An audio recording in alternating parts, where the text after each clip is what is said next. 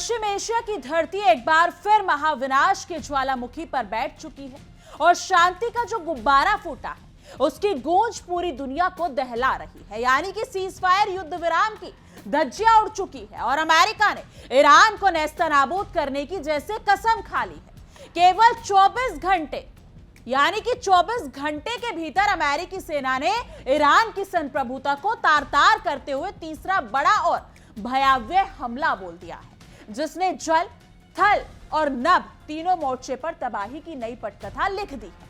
अमेरिकी हुकूमत की इस बौखलाहट और ताबड़तोड़ मिसाइल हमलों ने साफ कर दिया है कि वो बातचीत की भाषा भूल चुकी है और अब वो सिर्फ विनाश के जरिए अपना दबदबा कायम रखना चाहती है।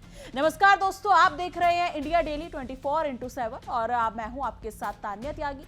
आप देख रहे हैं हमारा एक खास शो विश्व युद्ध।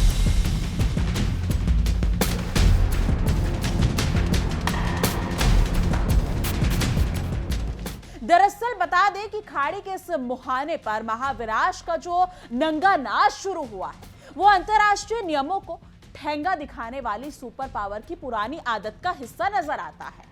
ट्रंप के इशारे पर उनकी सेना ने ईरान के सीने पर 300 से अधिक मिसाइलें दागकर पूरे इलाके को शमशान बनाने की तैयारी कर ली है।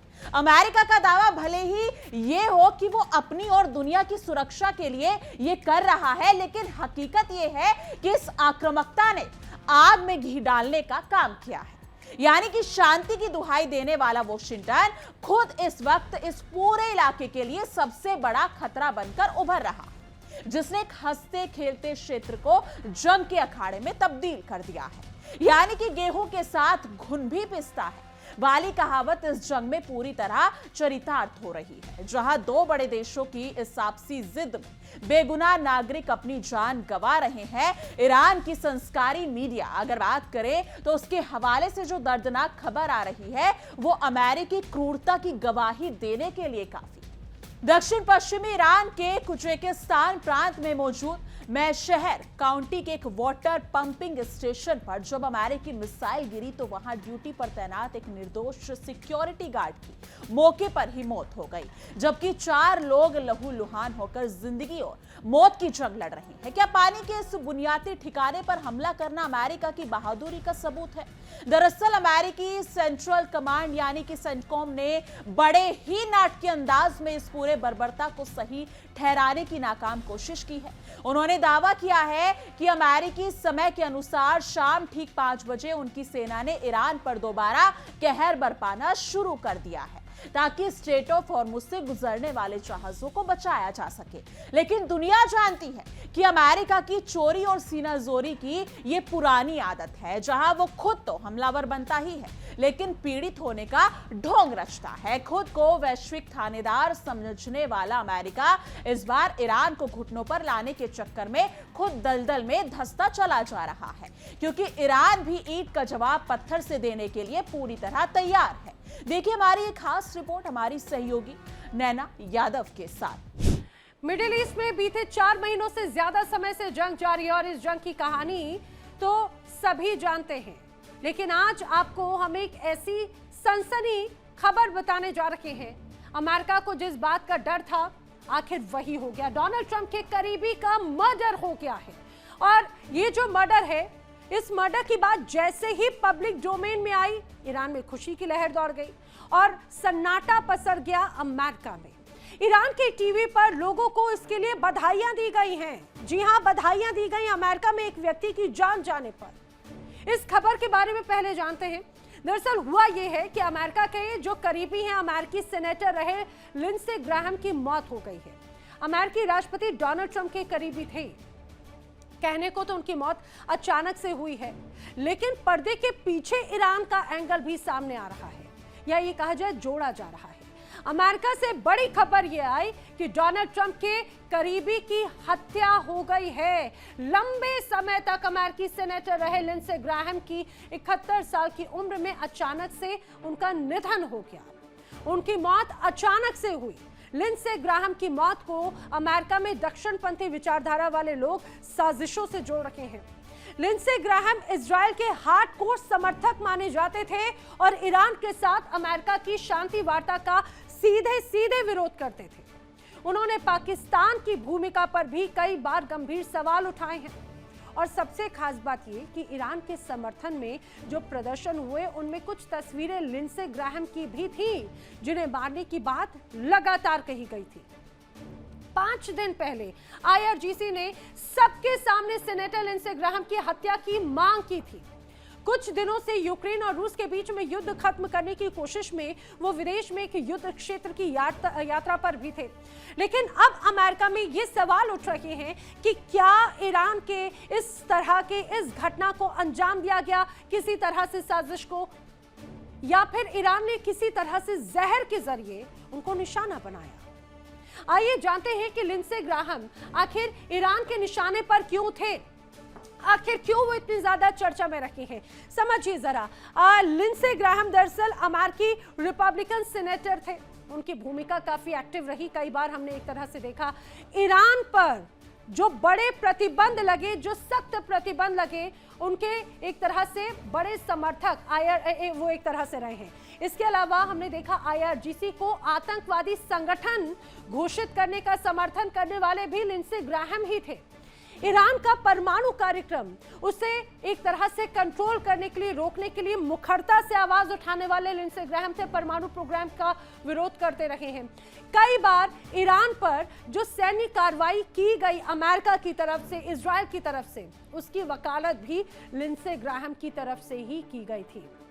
इजराइल के सबसे मजबूत अमेरिकी समर्थकों में से एक इन्हें माना जाता रहा है और यह बहुत बड़ी वजह रही है जो ईरान के एक तरह से वो टारगेट पर थे। इतना ही नहीं, तेहरान की नीतियों की लगातार आलोचना करने वालों में लिंडसे ग्राहम अव्वल नंबर पर आते थे। हमेशा आगे उनकी तस्वीर नजर आती थी। अमेरिका की अधिकतम दबाव नीति का समर्थन हमेशा से लिंडसे ग्राहम ने किया है।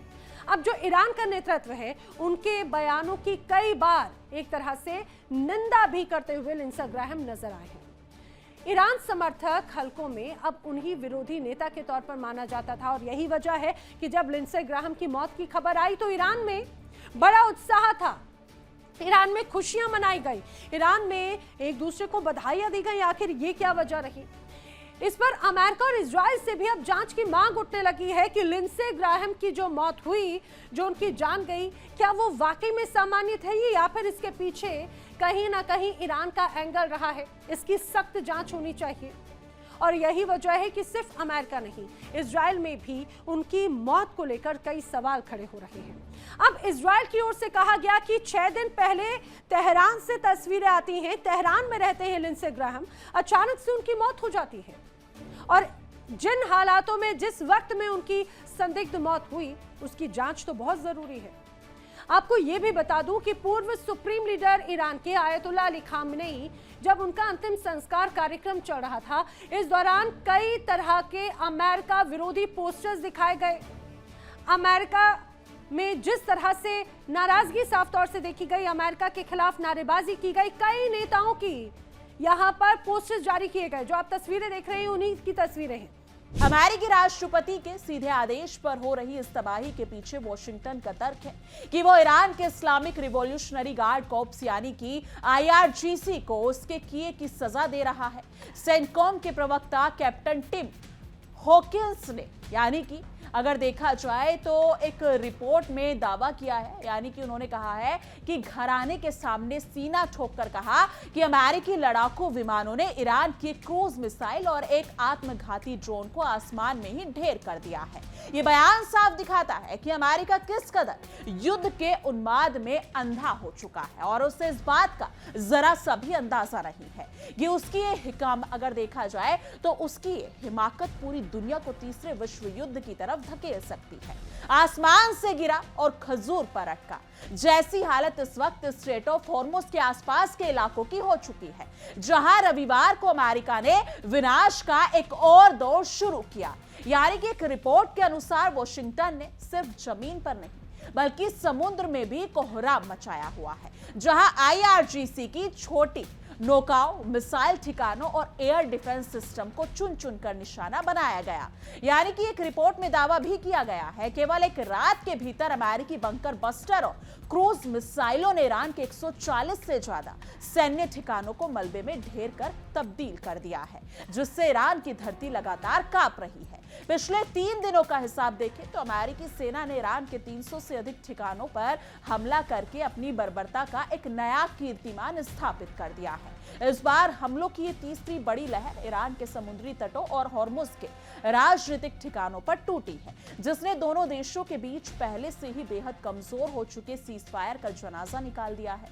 अमेरिका का यह आक्रामक रुख ये साबित करता है कि उसे दुनिया की अर्थव्यवस्था या अंतर्राष्ट्रीय सुरक्षा की कोई परवाह नहीं है। वो बस अपनी दादागिरी की धौंस जमाना चाहता है, चाहे इसके लिए उसे लाखों बेगुनाहों का खून ही क्यों ना बहाना पड़े। लेकिन उल्टा चोर कोतवाल को डांटे वाली नीति इस बार अमेरिका के काम नहीं आने वाली, क्योंकि ईरान ने भी हाथ पर हाथ धरकर बैठने के बजाय पलटवार करना शुरू कर दिया है। इस भयानक वीकेंड के दौरान ईरान ने भी अपनी ताकत का एहसास कराते हुए अमेरिका से जुड़े ठिकानों और उसके मददगार पड़ोसी देशों पर मिसाइलों और ड्रोनों की बरसात कर दी। इस जवाबी कार्रवाई की आज कुवैत तक पहुंच चुकी है, जिसने आधिकारिक तौर पर बयान जारी कर कहा कि ईरान के हमलों की वजह से उसकी उत्तरी सीमा पर मौजूद 3 सुरक्षा चौकियों को भारी नुकसान पहुंचा और वहां अफरा तफरी मच गई। यानी कि देखा जाए तो अफरा तफरी मच गई है और अफरा तफरी का माहौल हो गया है। ईरान के इस कड़े तेवर ने अमेरिका के होश उड़ाकर रख दिए हैं, क्योंकि अब जंग सिर्फ ईरान की सीमाओं तक सीमित नहीं रही, बल्कि इसका दायरा लगातार बढ़ता जा रहा है। कुवैत ऑयल कंपनी के समुद्र में बने एक बड़े तेल ड्रिलिंग प्लेटफॉर्म पर भी ईरान के एक आत्मघाती ड्रोन ने सटीक निशाना साधा, जिससे वहां भीषण आग लग गई और एक कर्मचारी गंभीर रूप से जख्मी हो गया।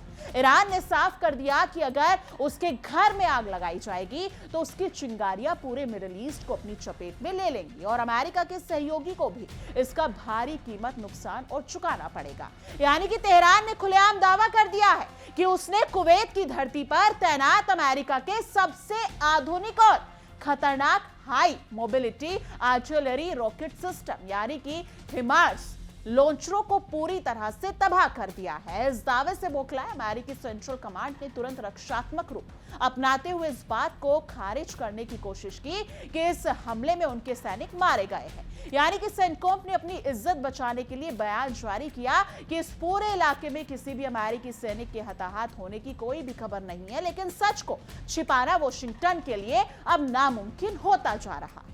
संयुक्त राष्ट्र के महासचिव एंटोनियो गुटेरेस ने इस भड़कती हुई आग पर अपनी गहरी चिंता जाहिर करते हुए दोनों पक्षों को संयम बरतने की सलाह दी है। उन्होंने ईरान द्वारा व्यापारिक जहाजों पर किए गए हमलों और अमेरिकी द्वारा ईरान की धरती पर बरसाई जा रही मिसाइलों दोनों की कड़ी शब्दों में निंदा की है। यानी कि गुटेरेस ने साफ चेतावनी दी है कि अगर ये टकराव एक पूर्ण युद्ध में तब्दील हो गया तो इसके परिणाम इतने विनाशकारी होंगे कि पूरी दुनिया की अर्थव्यवस्था घुटनों पर आ जाएगी और अंतर्राष्ट्रीय सुरक्षा का ढांचा पूरी तरह चरमरा जाएगा। इसलिए दोनों देश तुरंत बातचीत की मेज पर लौटे। अमेरिका का यह दावा कि वो अंतर्राष्ट्रीय जलमार्गों की सुरक्षा के लिए ये सब कर रहा है पूरी तरह खोखला और पाखंड से भरा नजर आता है। इतिहास गवाह है कि अमेरिका जहां भी लोकतंत्र और सुरक्षा स्थापित करने का मुखौटा पहनकर गया है, वहां उसने सिर्फ तबाही और खून खराबा ही छोड़ा है। यानी कि इराक, लीबिया और अफगानिस्तान को बर्बाद करने के बाद अब अमेरिकी गिद्धों की नजर ईरान के संसाधनों और इसकी संप्रभुता पर टिक गई है। लेकिन इस बार उसका पाला एक ऐसे देश से पड़ा है जो अपनी जान, बान और शान के लिए किसी भी हद तक जाने को आमदा है। हाथ कंगन को आरसी क्या और पढ़े लिखे को फारसी क्या। यानी कि अमेरिकी सेंट्रल कमांड के दावों की पोल तो ईरान के कुर्जेकिस्तान प्रांत से आ रही धमाकों की आवाजें ही खोल रही है। यानी कि खोरेश शहर में अगर और होवेजे जैसे ऐतिहासिक शहरों में रात भर जो धमाके सुने गए हैं वो अमेरिकी साम्राज्यवाद की उस भूख को बयां कर रहे हैं जो कभी शांति नहीं होती। वॉशिंगटन में बैठे रणनीतिकार ये भूल रहे हैं कि मिसाइलों के दम पर राष्ट्रों को झुकाया नहीं जा सकता, बल्कि इससे नफरत और प्रतिशोध की ऐसी आग भड़कती है जो आखिर में खुद हमलावर को ही जलाकर भस्म कर देती है। ईरान के भीतर जिस तरह से रिहायशी इलाकों और पानी के पंपिंग स्टेशनों को निशाना बनाया गया है उसने अमेरिकी सेना के उस दावे की हवा निकाल कर रख दी है जिसमें वो खुद को दुनिया के सबसे बड़े अनुशासित सेना कहती है। एक निहत्थे सुरक्षा गार्ड की मौत और 4 नागरिकों का घायल होना यह साबित करता है कि अमेरिका के निशाने अचूक नहीं बल्कि अंधे, यानी कि ट्रंप प्रशासन की यह सैन्य आक्रामकता असल में उनके घरेलू राजनीतिक संकट से ध्यान भटकाने का एक हथकंडा मात्र है, जिसके लिए वो पूरे मिडिल ईस्ट को बारूद के ढेर में झोंकने से भी गुरेज नहीं कर रहे हैं। खोदा पहाड़ निकली चुनिया जैसी स्थिति तब हो जाएगी जब अमेरिका इस इतने बड़े सैन्य अभियान के बाद भी ईरान के हौसलों को पस्त नहीं कर पाएगा। अमेरिका ने पिछले 3 दिनों में अपनी पूरी ताकत झोंक दी, 300 से ज्यादा ठिकानों को निशाना बनाया, लेकिन ईरान के इस्लामिक रिवॉल्यूशनरी गार्ड आज भी सीना ताने खड़े हैं। कुवैत में हिमार्स लॉन्चरों पर हुआ हमला ये बताने के लिए काफी है कि ईरान के पास भी वो मारक है जो अमेरिकी सुरक्षा घेरों को पल भर में छिन्न भिन्न कर सकती है। यानी कि इस पूरे घटनाक्रम में सबसे बड़ा झटका अंतर्राष्ट्रीय कूटनीति को लगा है, जहां संयुक्त राष्ट्र महकमे की अपीलें महज कागजी शेर साबित हो रही हैं। एंटोनियो गुटेरेस की गिड़गिड़ाहट का वॉशिंगटन पर कोई असर नहीं हो रहा है, क्योंकि अमेरिका खुद को हर कानून से ऊपर समझता है, लेकिन उसे याद रखना चाहिए कि अति सर्वत्र वर्जित, यानी कि किसी भी चीज की अति का अंत बुरा होता है। ईरान पर 24 घंटे में 3 बार हमला करके अमेरिका ने उस जिन को बोतल से बाहर निकाल दिया है जिसे वापस अंदर करना अब उसके बस की बात नहीं होगी। यानी कि खाड़ी का इलाका दुनिया के कुल तेल व्यापार की रीढ़ है और स्ट्रेट ऑफ हॉर्मुज वो गला है जिसे दबाने की कोशिश अमेरिका कर रहा है। अगर ये रास्ता पूरी तरह बंद हो गया तो दुनिया भर में कच्चे तेल की कीमतें आसमान छूने लगेंगी, जिससे अमेरिका के अपने नागरिक भी ताने बाने को मोहताज हो जाएंगे। अपनी सनक में अंधा हो चुका वॉशिंगटन इस बात को समझने के लिए तैयार नहीं है कि युद्ध कभी किसी समस्या का समाधान नहीं होता, बल्कि ये खुद एक बहुत बड़ी समस्या को जन्म देता है, जिसका खामियाजा आने वाली पीढ़ियों को भुगतना पड़ता है। मुंह में राम बगल में छुरी वाली बात अमेरिका पर बिल्कुल सटीक बैठती है, जो एक तरह अगर देखा जाए, एक तरफ तो खाड़ी देशों का हमदर्द बनने का नाटक करता है और दूसरी तरफ उनके ही आंगन में मिसाइलें गिराकर तबाही फैलाता है। कुवैत की तेल ड्रिलिंग साइट पर जो हमला हुआ वो इसी दो मुही नीति का नतीजा है। अगर अमेरिका ने इस क्षेत्र को अपनी छावनी न बनाया होता तो आज पड़ोसी देशों को इस तरह से डर के साए में जीने की जरूरत नहीं पड़ती। लेकिन अमेरिका को दूसरों की तबाही पर अपनी रोटियां सेकने की पुरानी बीमारी रही है। इस भयानक टकराव ने एक बार फिर साबित कर दिया है कि जब दो सांड लड़ते हैं तो घासें कुचली जाती है। ईरान और अमेरिका के इस शक्ति प्रदर्शन में पिस तो आम ही जनता रही है, यानी कि कुर्जिस्तान प्रांत के खोरम शहर और होवेजह के लोग रात भर आसमान से बरसती आग को देखकर थर-थर कांप रहे थे। वॉशिंगटन के एयर कंडीशनर कमरों में बैठकर जो फैसले लिए जा रहे थे उनकी कीमत ईरान की सड़कों पर खून बहाकर चुकानी पड़ रही है, जो आधुनिक दौर के मानवाधिकारों के दावों पर सबसे बड़ा बदनुमा दाग है। यानी कि बगल में छुरा जगत ढिंडोरा। अगर देखा जाए तो पीटने वाले अमेरिकी अधिकारी अब अपनी नाकामियों को छिपाने के लिए अजीबोगरीब दलीलें दे रहे हैं। सेंटकॉम का यह कहना कि ईरान अंतर्राष्ट्रीय जहाजों पर हमले कर रहा था सिर्फ एक बहाना है ताकि वो अपनी इस हिंसक कार्रवाई को जायज ठहरा सके। दुनिया के किसी भी देश को यह अधिकार नहीं है कि वो किसी दूसरे संप्रभु देश की सीमा में घुसकर इस तरह से बमबारी करे। अगर देखा जाए तो अमेरिका खुद को अंतर्राष्ट्रीय अदालत से भी ऊपर मानता है और यही उसकी बर्बादी का कारण बनेगा। ईरान के IRGC के हौसले पस्त करने का दावा करने वाले अमेरिकी जर्नलों को शायद इतिहास का ज्ञान नहीं है। ईरान कोई ऐसा देश नहीं है जिसे डरा धमकाकर झुकाया जा सके। उसकी अपनी एक मजबूत सैन्य अगर देखा जाए तो विरासत है। पिछले 3 दिनों में 300 से ज्यादा सैन्य ठिकानों पर हमले झेलने के बावजूद ईरान का पलटवार करना यह दिखाता है कि मर्ज बढ़ता गया जो दवा की। अमेरिकी जितना अगर देखा जाए तो अमेरिका जितना ज्यादा ताकत का इस्तेमाल कर रहा है, ईरान का प्रतिशोध उतना ही ज्यादा आक्रामक और घातक होता जा रहा है। कुवैत की उत्तरी सीमा पर जो हुआ उसने साफ कर दिया कि ये आग अब थमने वाली नहीं है।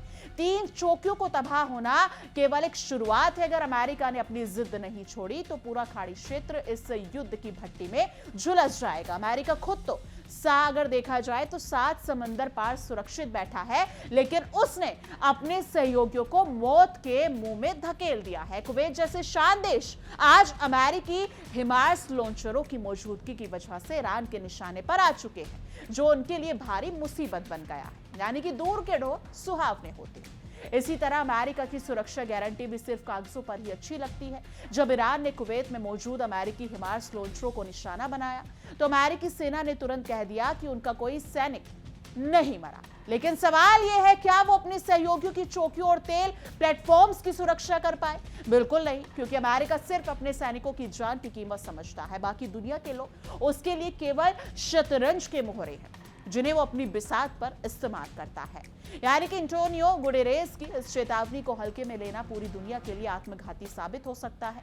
संयुक्त राष्ट्र के प्रमुख ने साफ कहा कि इस लड़ाई का असर सिर्फ मिडिल ईस्ट तक नहीं रहेगा, बल्कि इसका सीधा असर ग्लोबल इकोनॉमी पर पड़ेगा। अगर स्ट्रेट ऑफ हॉर्मुज के तेल की सप्लाई रुकी तो दुनिया के बाजारों में हाहाकार मच जाएगा। लेकिन वॉशिंगटन को इसकी क्या परवाह? उसे तो बस अपने हथियारों की नुमाइश करनी है और अपने हथियार कंपनियों की जेबें भरनी है, चाहे इसके लिए दुनिया अगर देखा जाए तो भुखमरी की कगार पर ही क्यों ना पहुंच जाए। एक तो चोरी, ऊपर से सीना जोरी का। इससे बड़ा उदाहरण क्या होगा कि अमेरिका खुद तो ईरान के रिहायशी इलाकों के करीब बमबारी कर रहा है और इल्जाम ईरान पर लगा रहा है। कुजेकिस्तान के महज शहर काउंटी में वाटर पंपिंग स्टेशन पर हमला कोई सैन्य ठिकाने पर हमला नहीं था, वो एक नागरिक बुनियादी ढांचा था। वहां एक गरीब सुरक्षा गार्ड अपनी रोजी रोटी कमा रहा था, जिसकी जान इस अमेरिकी मिसाइल ने ले ली। क्या इस बेगुनाह की मौत का हिसाब कभी अमेरिकी न्याय प्रणाली में होगा? कभी नहीं, क्योंकि अमेरिकी सेंट्रल कमांड के प्रवक्ता कैप्टन टिम हॉकिंस जिस तरह से मीडिया के सामने आकर अपनी सफलता के कसीदे पढ़ रहे हैं, वो बेहद हास्यास्पद है। एक क्रूज मिसाइल और एक ड्रोन गिराकर वो ऐसे जता रहे हैं मानो उन्होंने पूरी जंग जीत ली हो। लेकिन हकीकत यह है कि ईरान के जमीनी नेटवर्क और उसके जवाबी हमलों ने अमेरिकी डिफेंस को पूरी तरह से व्यस्त कर रखा है। काठ की हांडी बार बार नहीं चढ़ती। अमेरिका के सुरक्षा का ढोंग अब ज्यादा दिनों तक दुनिया के सामने टिकने वाला नहीं है। जितने मुंह उतनी बात। इस समय अमेरिकी प्रशासन के भीतर भी इस हमले को लेकर अलग अलग सुर सुनाई दे रहे हैं। यानी कि एक रिपोर्ट के मुताबिक जो मतभेद दिख रहे हैं वो साफ करते हैं कि वॉशिंगटन खुद इस बात को लेकर असमंजस में है कि इस हमले का अंजाम क्या होगा। सीनियर अमेरिकी अधिकारी नाम ना छापने की शर्त पर मान रहे हैं कि इन हमलों से सीजफायर पूरी तरह से टूट चुका है और अब बातचीत के सारे रास्ते बंद हो चुके हैं, जो कूटनीति की सबसे बड़ी हार है। यानी कि रविवार रात को अमेरिकी लड़ाकू विमानों ने ईरान के करीब 140 ठिकानों पर जो बमबारी की, वो किसी अंतर्राष्ट्रीय कानून के तहत जायज नहीं ठहराई जा सकती। वो ये सीधे सीधे एक संप्रभु राष्ट्र पर थोपा गया युद्ध है। यानी कि अमेरिका का ये सोचना कि वो हवाई हमलों के दम पर ईरान को बातचीत की मेज पर ले आएगा, उसकी सबसे बड़ी भूल है। इतिहास गवाह है कि जब जब ईरान पर दबाव बनाया गया, उसने और अधिक आक्रामक रुख अख्तियार किया है और इस बार भी नतीजा कुछ अलग नहीं होने वाला। 900 चूहे खाकर बिल्ली हंस को चली। ठीक यही हाल अमेरिका का है, जो खुद दुनिया भर में युद्ध भड़काता है और फिर शांति का मसीहा बनकर उपदेश देता है। ईरान के समुद्र तटीय इलाकों पर मिसाइलें दागकर वो ये कह रहा है कि वो आम नाविकों की रक्षा कर रहा है, लेकिन असलियत ये है कि अमेरिकी नौसेना की मौजूदगी ने ही इस पूरे जलमार्ग को एक खतरनाक युद्ध में बदल दिया है, जहां से गुजरने वाला हर व्यापारिक जहाज अब मौत के साए में सफर करने को मजबूर है। यानी कि ईरान के कोहरम शहर और होवेजह से आ रही रिपोर्ट बताती है कि वहां के लोग अब बंकरों में रहने को मजबूर हैं। धमाकों की तीव्रता इतनी ज्यादा थी कि कई किलोमीटर दूर तक घरों की खिड़कियां टूट गई। ये अमेरिका को वो असली चेहरा है जो वो अक्सर मानवाधिकारों के भाषणों के पीछे छिपाए रखता है। जब उसकी खुद की दादागिरी पर बात आती है तो वो किसी भी देश के नागरिकों की शांति को पल भर में छीन सकता है, जैसे कि वो पिछले 24 घंटों से ईरान में कर रहा। कुवैत ऑयल कंपनी के तेल ड्रिलिंग प्लेटफॉर्म पर जो ड्रोन हमला हुआ, उसने वैश्विक तेल बाजार में कंपन पैदा कर दी है। कर्मचारी का घायल होना सिर्फ एक चेतावनी है कि अगर ये जंग बढ़ी तो तेल के कुएं जलेंगे और दुनिया के अमीर देशों की अर्थव्यवस्था भी इसी तपिश से बच नहीं पाएगी। ईरान ने जता दिया है कि उसके पास अमेरिकी सुरक्षा चक्र को भेदने की पूरी क्षमता है और वो चुपचाप मार खाने वालों में से नहीं है। जैसे को तैसा देना ही इस समय ईरान की रणनीति नजर आ रही है। अगर अमेरिकी विमान ईरान की धरती पर बम गिराएंगे तो ईरान के ड्रोन और मिसाइलें भी कुवैत और बाकी के क्षेत्रों में मौजूद अमेरिकी ठिकानों को ढूंढी निकालेगी। यानी कि अमेरिका का यह सोचना कि वो बिना किसी नुकसान के ईरान को तबाह कर देगा, उसका एक हसीन सपना मात्र है।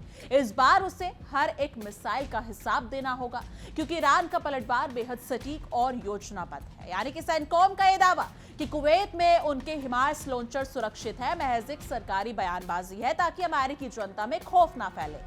अगर हिमार्स लॉन्चरों को निशाना नहीं बनाया गया था तो अमेरिकी सेना को इतनी जल्दी सफाई देने की जरूरत क्यों पड़ी? सच तो यह है कि ईरान के हमलों ने अमेरिकी रक्षा प्रणाली को कमजोरियों को उजागर कर दिया है और अब वॉशिंगटन अपनी इज्जत बचाने के लिए झूठ का सहारा ले रहा है। अंधेर नगरी चौपट राजा वाला हाल इस समय अमेरिकी विदेश नीति का हो चुका है, जहां बिना किसी दूरगामी सोच के सिर्फ तत्कालिक फायदों के लिए युद्ध अगर देखा जाए तो शुरू कर दिए जाते हैं। ईरान पर हमला करने से पहले क्या ट्रंप प्रशासन ने इसके नतीजे के बारे में सोचा था? क्या उन्हें अंदाजा था कि अगर ये युद्ध लंबा खिंचा तो अमेरिकी डॉलर और उनकी खुद की साख का क्या हाल होगा? लेकिन सत्ता के नशे में चूर नेताओं को सिर्फ अपनी कुर्सी दिखती है, दुनिया की बर्बादी नहीं। संयुक्त राष्ट्र महासचिव एंटोनियो गुटेरेस की बेबसी देखकर दया आती है। वो वॉशिंगटन और तेहरान से बातचीत शुरू करने की अपील कर रहे हैं, लेकिन अमेरिका के कान पर जू तक नहीं रेंग रही। सुपर पावर की इस मनमानी ने संयुक्त राष्ट्र जैसी संस्था का एक मूक दर्शक बना दिया है। जब तक अमेरिका जैसे देश अंतर्राष्ट्रीय कानूनों का सम्मान नहीं करेंगे, तब तक दुनिया में शांति की उम्मीद करना बेमानी है। और यह हमला इतना जीता जागता सबूत है। यानी कि ईरान के तटीय इलाकों और स्ट्रेट ऑफ हॉर्मुज के आसपास अमेरिकी हमलों को यह तीसरी लहर साफ करती है कि अमेरिका इस जलमार्ग पर अपना पूर्ण नियंत्रण चाहता है। वो नहीं चाहता कि कोई भी क्षेत्रीय ताकत उसकी मर्जी के बिना इस रास्ते का इस्तेमाल करे। लेकिन ईरान भी अपनी संप्रभु अगर देखा जाए तो समुद्री सीमाओं की रक्षा के लिए कटिबद्ध है, और उसने साफ कर दिया है कि वो अमेरिकी नौसेना के इस धौस पट्टी के आगे घुटने टेकने वाला नहीं है, चाहे इसके लिए उसे कितनी भी बड़ी कुर्बानी क्यों ना देनी पड़े। रात गनीमत थी जो कट गई, लेकिन ईरान के लोगों के लिए हर रात अब एक नया खौफ लेकर आ रही है। 300 से ज्यादा ठिकानों पर हमले कोई छोटी बात नहीं है, ये एक बड़े पैमाने पर किए जा रहे युद्ध की घोषणा है। अमेरिका की आक्रामकता दर्शाती है कि वो कूटनीतिक रूप से कितना अलग थलग पड़ चुका है, क्योंकि जब आपके पास तर्कों की कमी होती है तभी आप मिसाइलों और बमों का सहारा लेते हैं, और वॉशिंगटन इस समय इसी दौर से गुजर रहा है। यानी कि एक रिपोर्ट के अनुसार महज शहर काउंटी का वो अगर देखा जाए वाटर पंपिंग स्टेशन अब मलबे में ढेर और तब्दील हो चुका है। वहां काम करने वाले कर्मचारी दहशत में है। अमेरिका ने एक झटके में कई परिवारों को उजाड़ दिया। यह हमला ये याद दिलाता है कि युद्ध में कोई भी पक्ष पूरी तरह सुरक्षित नहीं होता, और सबसे ज्यादा मार हमेशा गरीब और बेगुनाह जनता पर ही पड़ती है। यानी कि जिसे इस राजनीतिक खेल से कोई लेना देना ही नहीं होता। चिराग तले अंधेरे की तरह अमेरिका पूरी दुनिया को मानवाधिकार और जीने के अधिकार का पाठ पढ़ाता है, लेकिन खुद इसकी मिसाइलें ईरान के नागरिकों का ये अधिकार छीन रही है। इस हमले के बाद अमेरिका का असली हिंसक चेहरा एक बार फिर बेनकाब हो चुका है। खाड़ी के देशों को अब ये समझ लेना चाहिए कि अमेरिका का साथ देना अपने ही घर में बारूद इकट्ठा करने जैसा है, जिसकी चिंगारी कभी भी उनके अपने वजूद को खत्म कर सकती है। लेकिन आखिर में ये साफ है कि अमेरिका और ईरान के बीच ये टकराव अब उस मुहाने पर पहुंच चुका है जहां से वापसी का कोई रास्ता नहीं बचता। अमेरिका की एक तरफा आक्रामकता और मिसाइल राज से अंतर्राष्ट्रीय कूटनीति के मुंह पर एक करारा तमाचा चढ़ा है। अब देखना यह होगा कि ईरान इस भीषण और लगातार हो रहे हमलों का सामना किस रणनीति से करता है। लेकिन एक बात तो तय है कि अगर अमेरिका ने अपनी इस विनाशकारी जिद को तुरंत नहीं छोड़ा तो खाड़ी से उठी ये चिंगारी पूरी दुनिया को अपनी लपटों में ले सकती है। लेकिन इस मुद्दे पर आपकी क्या कुछ राय है? आपको क्या कुछ लगता है? कमेंट सेक्शन में अपनी राय जरूर साझा कीजिएगा। बाकी देश और दुनिया की तमाम बड़ी खबरों के लिए देखते रहिए इंडिया डेली 24x7 और हमारा एक खास शो विश्व युद्ध। देखिए इंडिया डेली 24/7 अब आपकी स्मार्ट टीवी पर। इंडिया डेली मौजूद है सभी डिजिटल प्लेटफॉर्म पर लाइव और लगातार। इंडिया डेली 24/7 हर दिन राष्ट्र को समर्पित।